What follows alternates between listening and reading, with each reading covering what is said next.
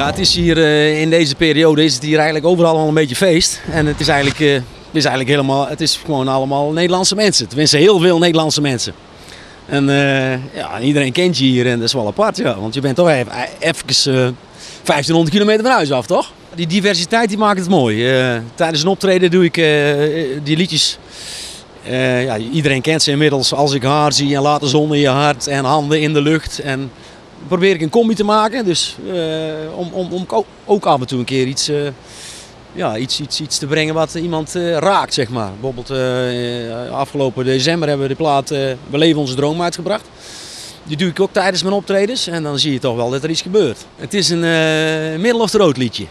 Het is een middle of the road liedje en het gaat over de avond van mijn leven. Ja, dus het is ook weer die gezelligheid.